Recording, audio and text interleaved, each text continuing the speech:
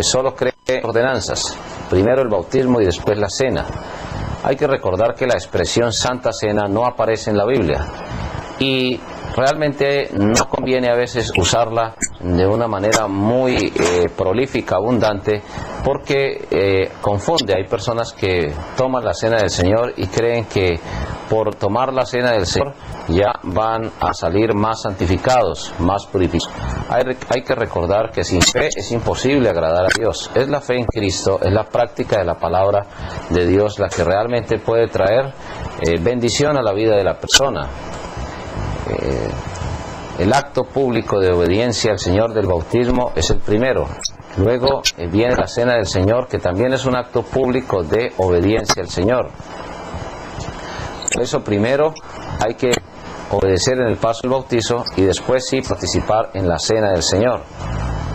Algunos términos, como en el punto número 2, dice el bautismo primero, porque debe haber resurrección antes que el hombre pueda, y usan la palabra comer. Hay que recordar que es la traducción del inglés a español, y es mejor hablar de participar de la cena del Señor. Cuando está hablando allí de comer, está hablando desde la participación en la cena del Señor. Y así sucesivamente empieza a hablar de que en el bautismo hay una persona que ha sido pecador, levantado a la vida por medio del Evangelio, es decir, la muerte, sepultura y resurrección de Cristo, y en la cena está el nuevo alimento después de la resurrección. Son las dos ordenanzas básicas, pero como ya hemos tratado en las lecciones que mencionamos anteriormente, de una manera detallada la doctrina del bautismo, en esta nos vamos a detener en la doctrina de la cena del Señor. Esperamos que en cuanto a las tareas para los alumnos, si hay alguna duda, si hay alguna inquietud, alguna pregunta, algún comentario, usted pueda por favor hacérnosla llegar. Pero es un repaso, se puede decir, en cuanto a la doctrina del bautismo, que a veces se menosprecia o se subvalora, dando a entender que cualquier bautismo es bíblico, que de cualquier manera se puede hacer, que de cualquier forma agrada a Dios. No. Aquí es una bonita oportunidad para que usted pueda repasar, inclusive, y evaluarse, autoevaluarse a sí mismo, a sí misma, en cuanto a lo que se ha aprendido en la doctrina del bautismo. Son 4 puntos en cuanto a las tareas para los alumnos, y esperamos que usted los pueda absolver ya con la doctrina que hemos compartido en lecciones anteriores. Luego, en las preguntas para discusión, hay una serie de textos desde las preguntas número 1 hasta la pregunta número 5.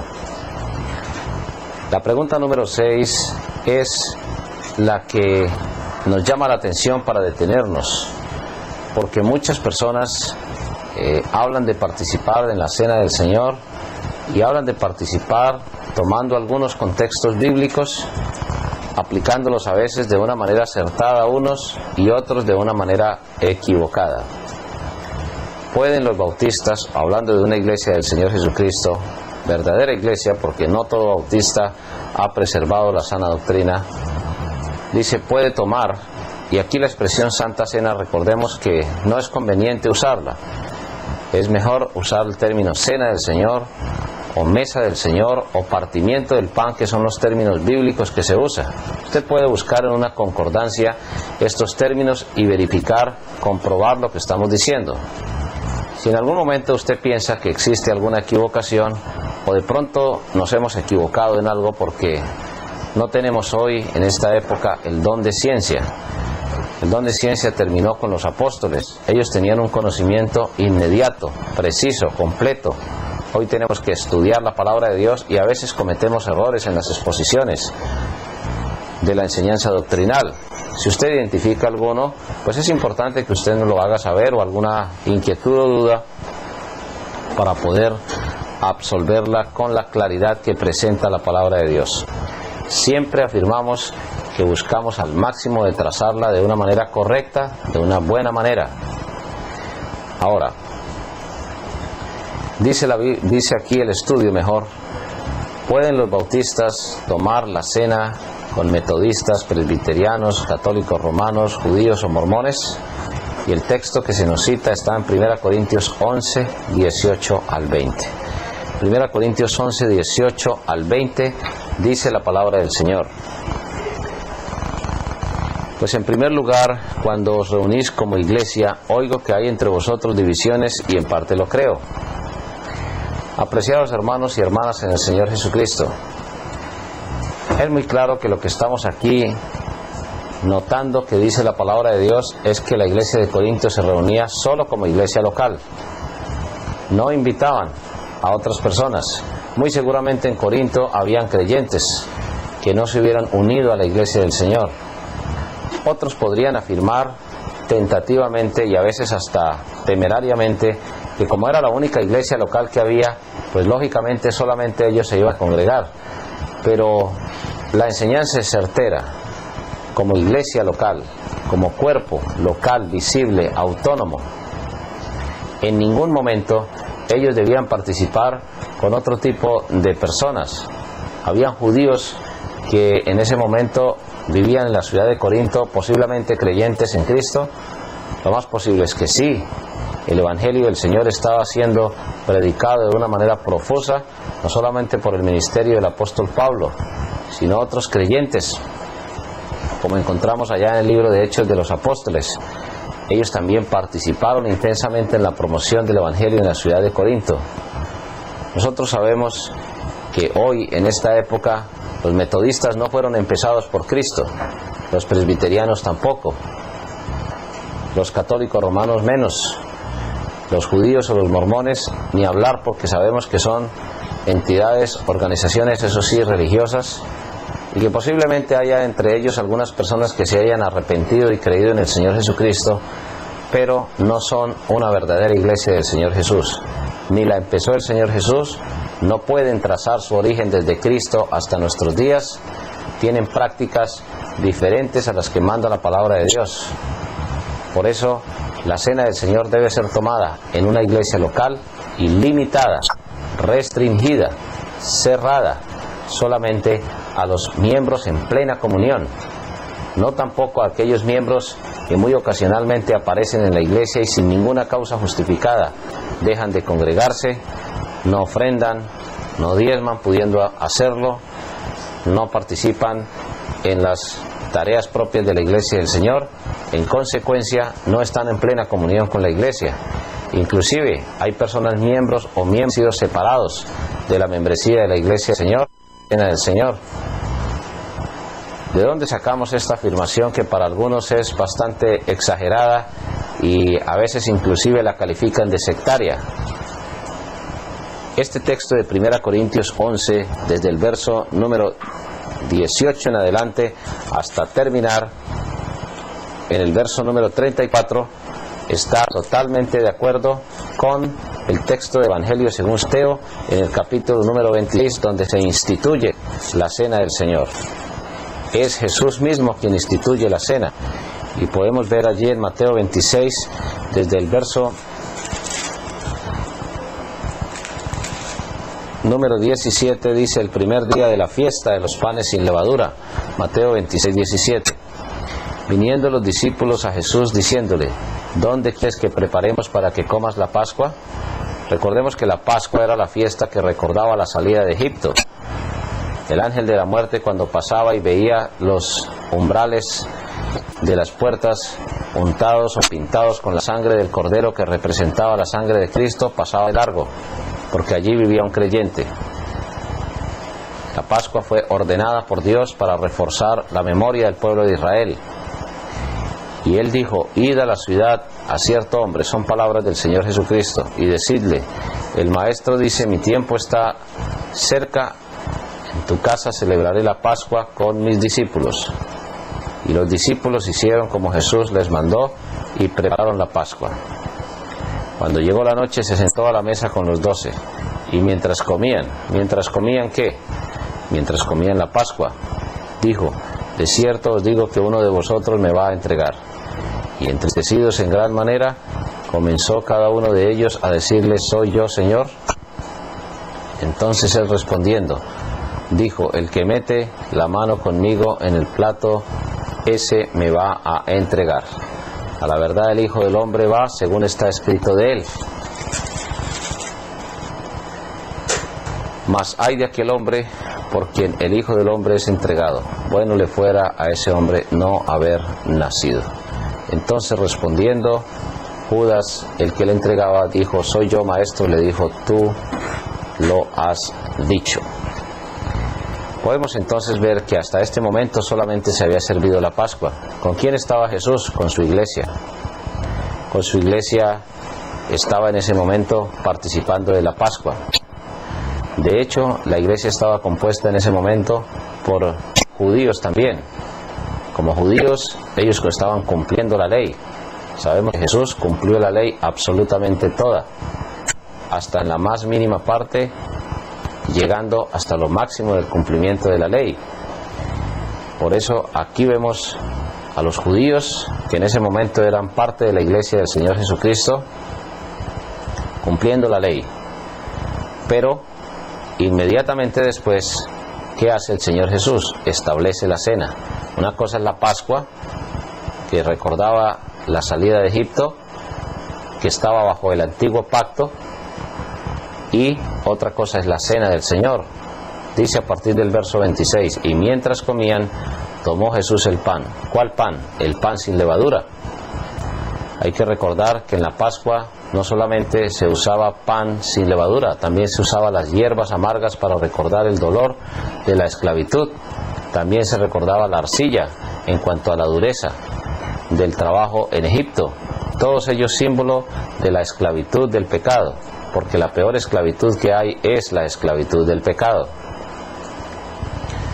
Jesús toma el pan sin levadura porque la levadura es un tipo de pecado. La levadura fermenta, engaña, lentamente va destruyendo la estructura de la harina de trigo, por decirlo de esa manera, hasta contaminarla, y tiene un efecto, una reacción química que produce aumento en el volumen. Pero la levadura siempre ha sido tipo de engaño en la Biblia. Por eso Dios usa pan sin levadura. ¿Con quiénes estaba reunido Jesús? Con su iglesia. ¿Dónde estaban, por ejemplo, creyentes como Marta, como Lázaro? ¿Dónde estaban creyentes, por ejemplo, como María? ¿Dónde estaban creyentes, por ejemplo, como la misma madre del Señor Jesucristo? Creyentes como Zaqueo, muchos de ellos bautizados por la misma iglesia del Señor, como lo dice el Evangelio según San Juan capítulo 4, pero no estaban en plena comunión con el Señor.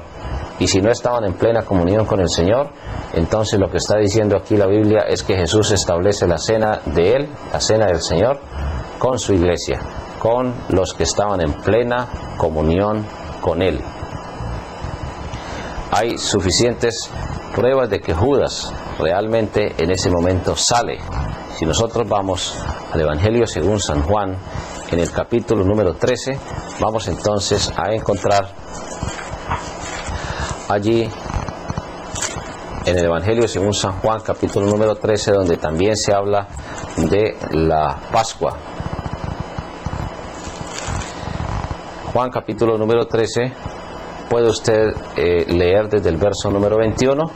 Nosotros por razones de tiempo vamos a resumir a partir del verso 29. Dice: porque algunos pensaban, puesto que Judas tenía la bolsa, que Jesús le decía: compra lo que necesitamos para la fiesta, o que diese algo a los pobres. Cuando él pues hubo tomado el bocado, luego salió, y era ya de noche. Judas entonces sale y no participa de la cena del Señor. Allá en Juan 13 el tema es esencialmente la Pascua. En Mateo capítulo 26 es la Pascua más la cena del Señor. Quedan 11 personas. Por eso dice en Mateo capítulo 26, verso 26, y mientras comían, ¿qué? Mientras comían la Pascua, tomó Jesús el pan y lo bendijo. ¿Con quién estaba Jesús? Repetimos, con su iglesia. 11 personas ya. Judas estuvo en la Pascua, pero no estuvo en la cena del Señor. Tomó Jesús el pan y bendijo. Primer elemento de la cena del Señor, el pan, sin levadura. Lo partió y dio a sus discípulos y dijo: tomad, comed, esto es mi cuerpo. palabra es mi cuerpo, la expresión es mi cuerpo, indica, representa, simboliza. El pan simboliza el cuerpo de Cristo entregado por nosotros. El cuerpo de Cristo estaba literalmente ahí, físicamente ahí. Entonces, no es como algunos dicen que elevan una oración después de elevar también un trozo de harina de trigo o de pan sin levadura, y que después de la oración, al bajarlo, literalmente es el cuerpo de Cristo. No somos caníbales, los creyentes, de ninguna manera. Además, si fuese verdaderamente de una manera física, literal, el cuerpo de Cristo, hace muchos años ya se hubiera consumido el cuerpo de Cristo. Por eso la expresión, esto es mi cuerpo, simplemente está dando a entender, es un símbolo. Número 1, solamente la iglesia. Número 2, elementos como el pan sin levadura. Número 3, el propósito, simbolizar el cuerpo de Cristo entregado por nosotros. Y tomando la copa, y habiendo dado gracias, les dio diciendo, está diciéndonos aquí, la copa que contenía el jugo de uva, por decirlo de esa forma, es el segundo símbolo. No habla de vino con fermento, ni habla de Fanta uva, ni de gaseosas con sabor a uva, ni de ningún otro tipo de bebida, simplemente jugo de la vid. Y la prueba está en el verso número 24. Después de dar gracias y de dar la orden de beber de ella, todos dice, esto es, o simboliza, mi sangre del nuevo pacto, que por muchos es derramada para remisión de los pecados. Y os digo que desde ahora no beberé más de este fruto de la vid, elemento de la vid, simbolizando el pan sin levadura del cuerpo, el fruto de la vid, la sangre de Cristo derramada por nuestros pecados, hasta aquel día en que lo beba nuevo con vosotros en el reino de mi Padre, con su iglesia. Y cuando hubieron cantado el himno, salieron al monte de los olivos. Estas son las razones bíblicas, estas son las razones reales mencionadas en la palabra de Dios, donde se nos demuestra, apreciados hermanos y hermanas en el Señor Jesucristo, que la cena del Señor, número 1, es a una iglesia local, los miembros en plena comunión. Número 2, debe tener 2 elementos, pan sin levadura y fruto de la vid. Número 3, debe hacerse con el propósito de recordar el cuerpo entregado por nosotros y su sangre.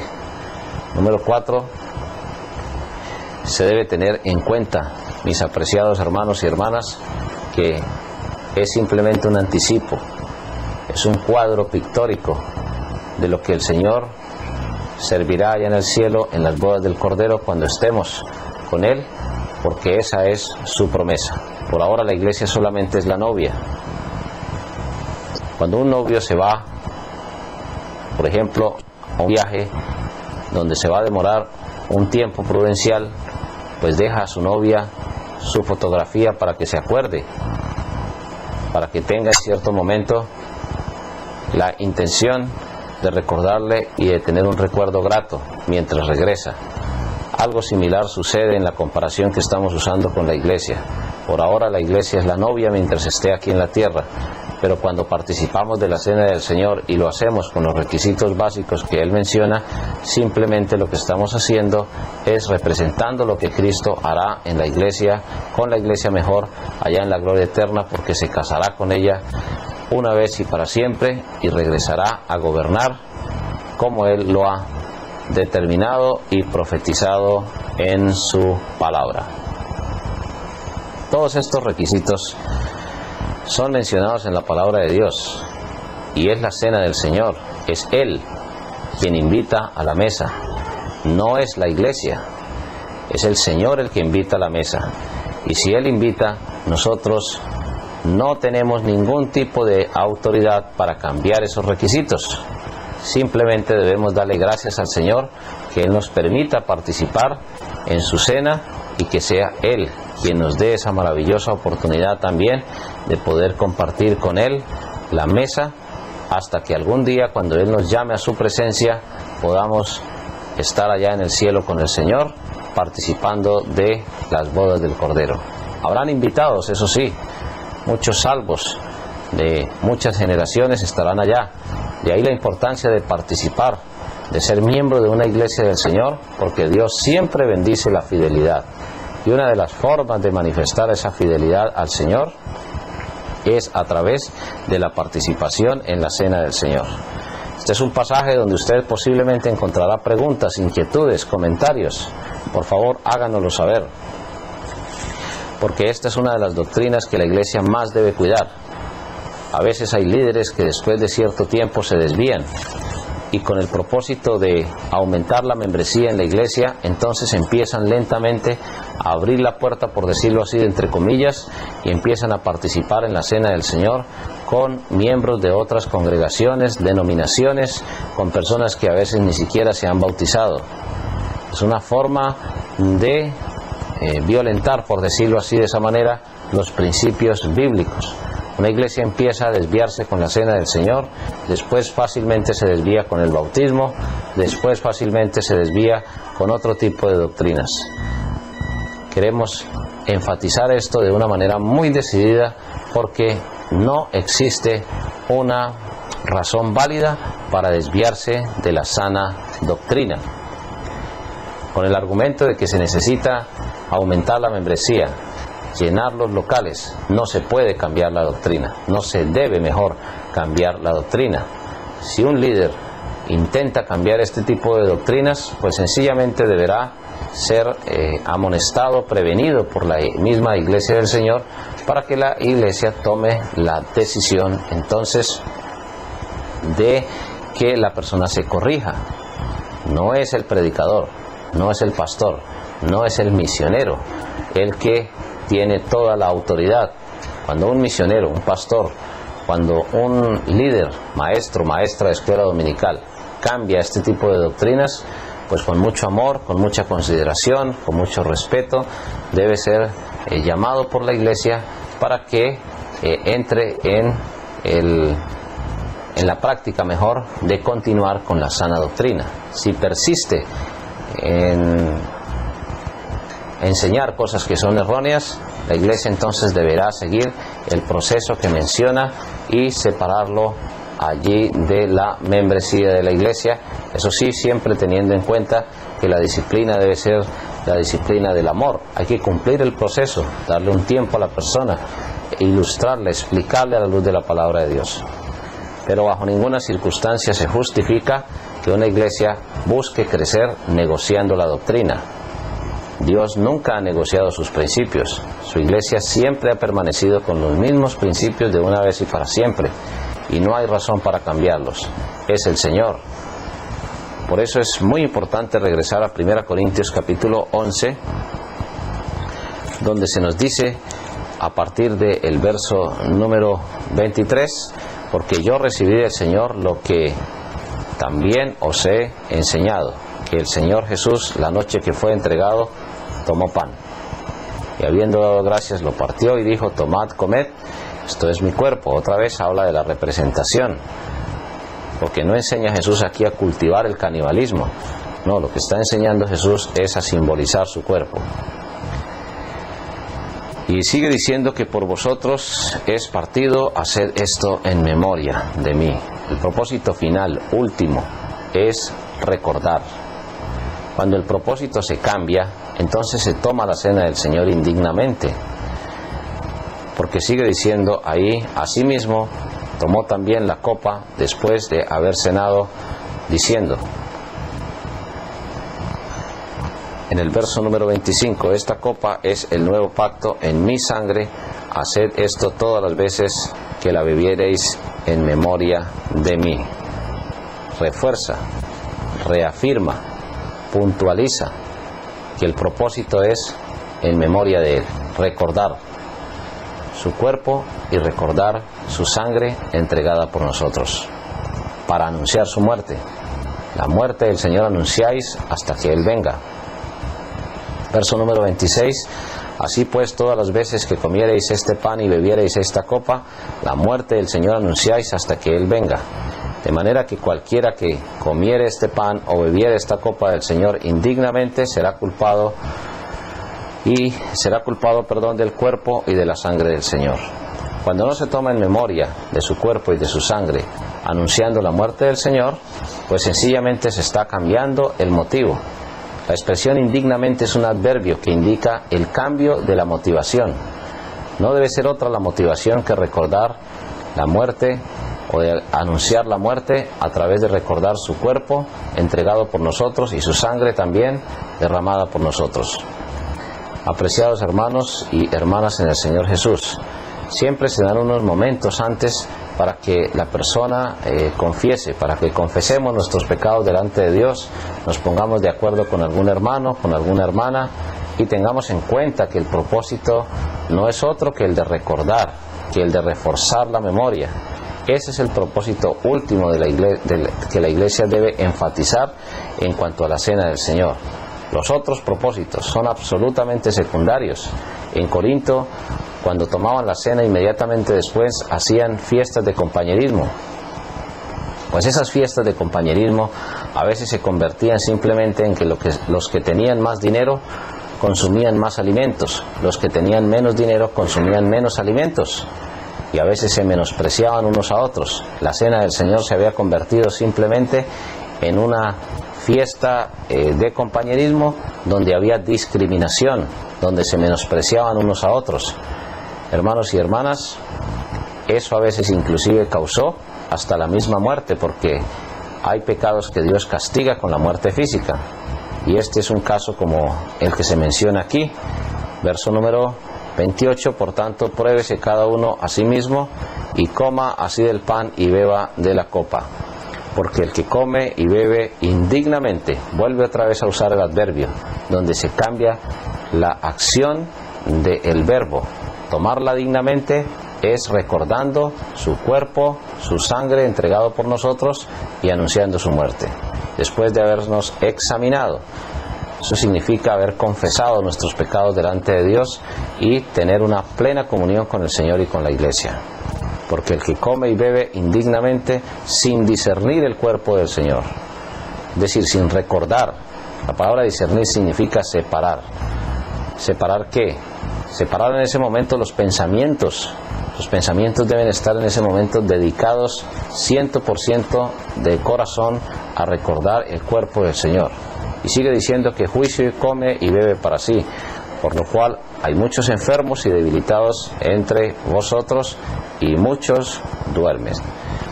La enseñanza es supremamente clara, porque sigue diciendo en el verso número 31, si pues nos examinásemos a nosotros mismos no seríamos juzgados, mas siendo juzgados somos castigados por el Señor para que no seamos condenados con el mundo. Una cosa es estar en el mundo y otra cosa es estar en la iglesia. Cuando venimos a la cena del Señor estamos simplemente diciendo que nuestra plena comunión es con el Señor y no con el mundo. En Corinto había mucho problema porque los hermanos tenían prácticas inclusive de fornicación combinadas con idolatría. El templo de Afrodita tenía cerca de unas 1000 prostitutas y había mezclas de cultos a los dioses, entre comillas, griegos, mitológicos, con la prostitución.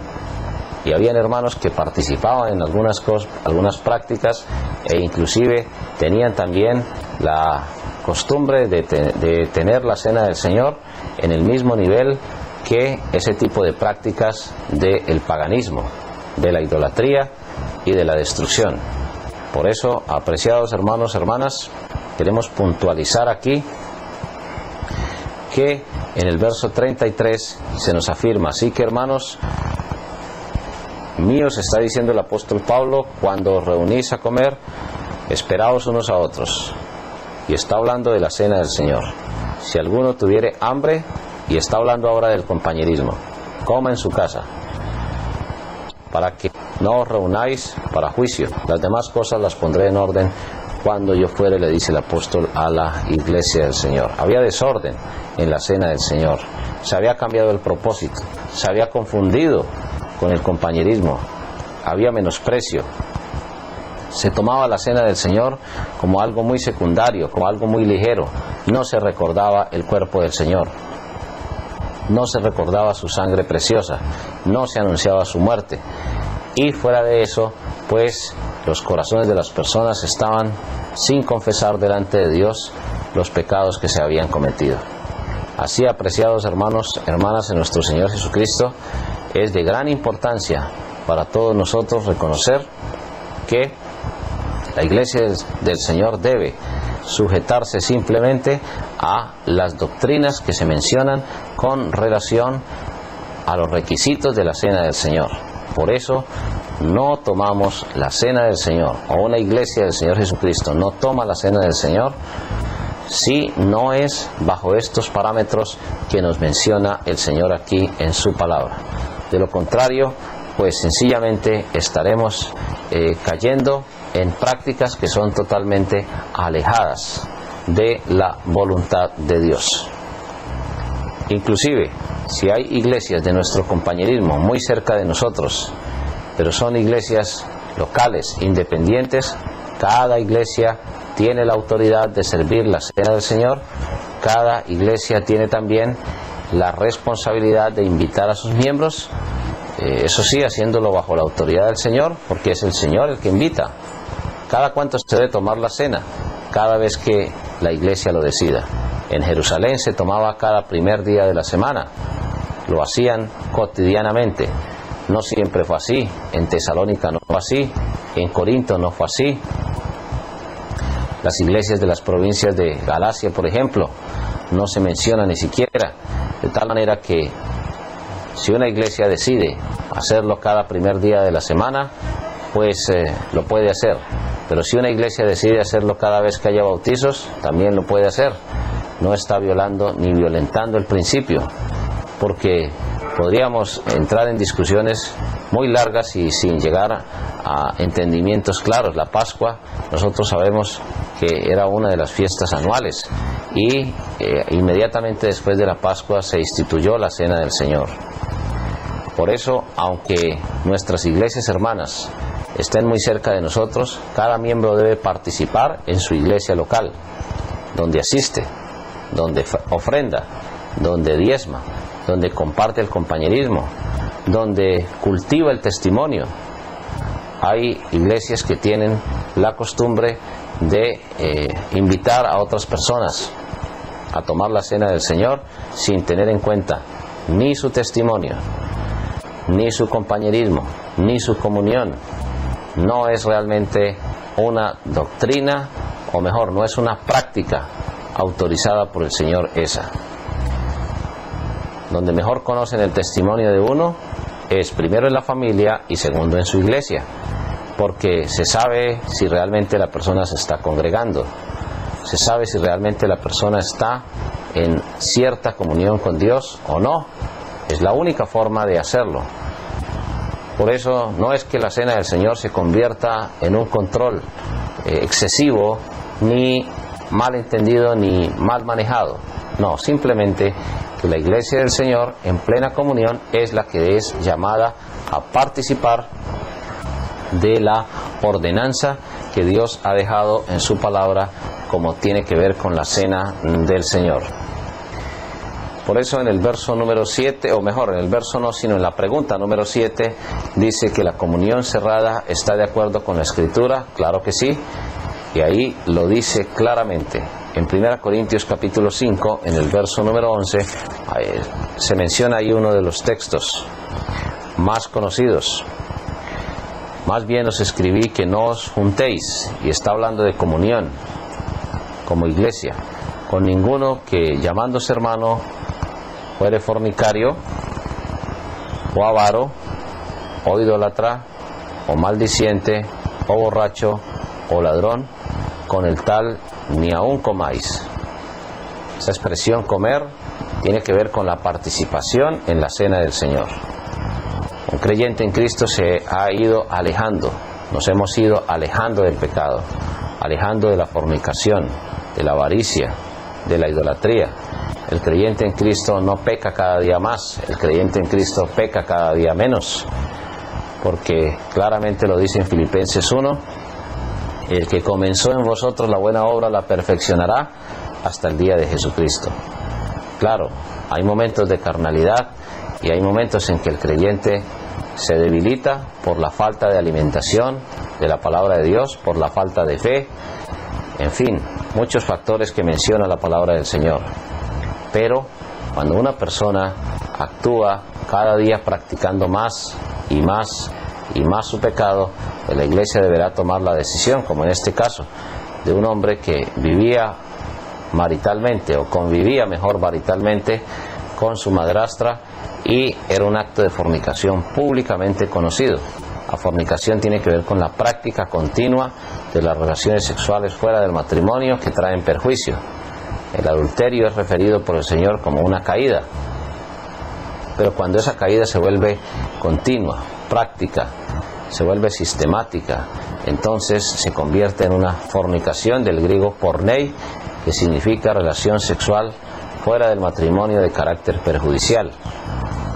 Relaciones homosexuales, por ejemplo, cualquier otro tipo de relación que sea condenada abiertamente por la palabra de Dios como perjudicial, como engañosa, como que trae infelicidad al ser humano, pues necesariamente deberá ser explicada a la luz de la palabra de Dios. Y cuando un creyente o supuesto creyente o persona que se ha añadido a la iglesia como miembro tiene ese tipo de prácticas y se han hecho públicas y son de escándalo y de escarnio público, pues de hecho la iglesia debe tomar decisiones, y en ningún momento se debe tomar la cena del Señor con ese tipo de personas.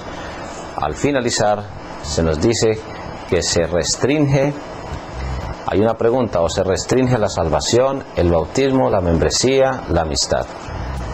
De hecho se restringe a los miembros de una iglesia del Señor Jesús. Hay muchos salvos que no se añaden a la iglesia de Cristo. Con ellos no se debe tomar la cena del Señor hasta que ellos no procedan a bautizarse. Siempre ha sido primero el bautismo y después la cena del Señor. Luego sigue diciendo, pregunta, en cuanto al bautismo, de hecho cuando una persona ha obedecido públicamente en el bautismo debe ser invitada a participar en la cena del Señor. Y en cuanto a la membresía, también debe participarse con los miembros de la iglesia local. Cuando una persona no es miembro de la iglesia, sino que es miembro de otra iglesia hermana, pues ese hermano debe ser enseñado a tomar la cena del Señor allá, en su iglesia, donde conocen su testimonio, repetimos, donde ofrenda, donde diezma, donde asiste. Es algo similar al esposo, por ejemplo, que trabaja durante un buen tiempo y después de que recibe su salario, entonces provee, compra alimentos para su casa. Pero ¿qué tal que el esposo trabajara y comprara alimentos para la casa de la vecina, o hiciera mercado para otro tipo de mujeres o de familias? Habrían grandes cosas que considerar allí, porque él ha sido llamado a proveer para su familia, a vivir dentro del seno de su familia, a tener plena comunión al interior de su familia, y en ningún momento, aunque sí deba colaborar con otras familias, pero su principal responsabilidad será con su familia. En ningún momento debe abandonar esa responsabilidad. Cuando Dios nos llama a una iglesia, nos llama a congregarnos, a capacitarnos para enfrentar el mundo, a fortalecernos con su palabra y con el poder infinito de su Santo Espíritu, a proclamar el mensaje de Jesús, a participar en la cena del Señor. Son compromisos ineludibles del creyente. Eso sí, son compromisos voluntarios, porque nunca se debe obligar a una persona a cumplir los compromisos con el Señor. Es un acto totalmente voluntario. Juan 5:40, no queréis venir a mí para que tengáis vida eterna. No sobra en ningún momento resaltar la importancia de preservar la doctrina de la cena del Señor. En esta lección hemos hecho una ampliación de esta doctrina, porque la doctrina del bautismo pues ya fue ampliada y explicada en la lección, en las lecciones primeras, número 3, número 4, número 5, donde se hablaba de los requisitos, tanto espirituales como ceremoniales, para acceder a la membresía de una iglesia del Señor Jesucristo. Estamos muy complacidos de que nos hayan acompañado en estas lecciones. Esperamos que usted pueda invitar a otros miembros de su iglesia local a añadirse a los estudios del Seminario Bautista Misionero Latinoamericano. Necesitamos sus oraciones, necesitamos su apoyo, porque de esa forma Dios podrá seguir bendiciendo su iglesia hasta que Él regrese. Es nuestra oración que estas lecciones sean de gran bendición. Es nuestra oración que ustedes puedan enviar sus tareas, sus preguntas y sus inquietudes para enriquecer y mejorar la exposición de cada una de estas lecciones. Hoy hemos finalizado la número 26 y esperamos que Dios nos bendiga a todos grande y ricamente y nos dé el poder para preservar la sana doctrina. Muchísimas gracias por acompañarnos y que el Señor Altísimo nos continúe bendiciendo a todos grande y ricamente.